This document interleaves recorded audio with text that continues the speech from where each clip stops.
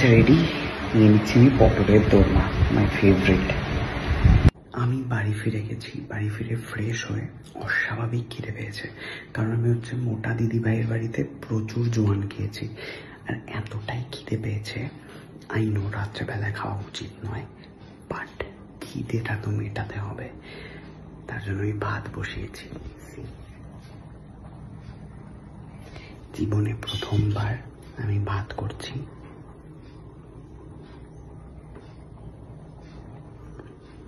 আর আমার মনে হয় ভাতটা যখন ফেটে ফেটে যায় বা টিপে দেখতে হয় নরম হয়েছে কিনা, তখন হচ্ছে ভাত থেকে তুলতে হয়। তো এটা আমার জীবনের প্রথম ভাত করার এক্সপিরিয়েন্স। মা ঘুমাচ্ছে আর ভর্তি খাওয়ার, এই খাবারগুলো যদি আমি না খাই রাত্রেবেলায়, পটলের দোরমা, ওদিকে হচ্ছে মাটন, ওদিকে হচ্ছে চিংড়ি মাছ, এগুলো কে খাবে?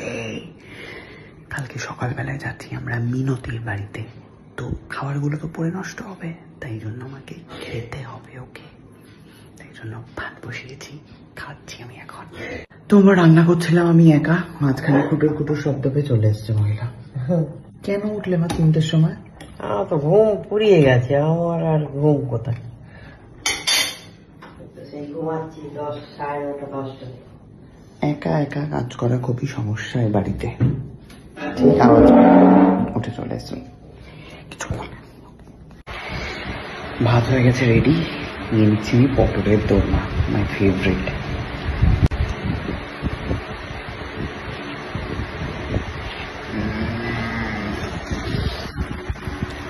কি যে ভালো দেখতে হয়েছে।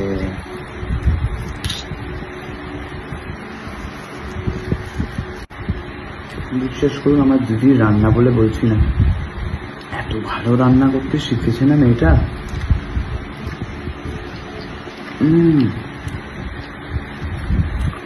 Heavenly good. একটা পটল খেয়ে ফেলেছি, ভেবেছিলাম যে আর একটা পটল রেখে দেবো, অসম্ভব রাখা আমার জন্য। এত ভালো খেতে কেউ কি করে বানাতে পারে? জাস্ট ইয়াম, অসাধারণ।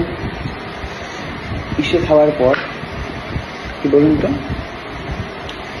ওই যে পাতুরি খাওয়ার পর, সরি এত খেয়েছি না, মাথা কাজ করছে না। পটলের দোরমা খাওয়ার পর এবার হচ্ছে পাতুরির পালা। আমার কথা শুনে একবার আপনাদের ফ্যামিলির জন্য পটলের দোরমা নিয়ে দেখুন, মুক্ত না হয় আপনাদের কোথাও যাওয়ার উপায় নেই। বারবার চাইবেন আপনারা, বারবার মিলিয়ে নিন আমার কথা। খেলাম পাতুরি, অসাধারণ। এখন খাচ্ছি মাটন, অসাধারণ।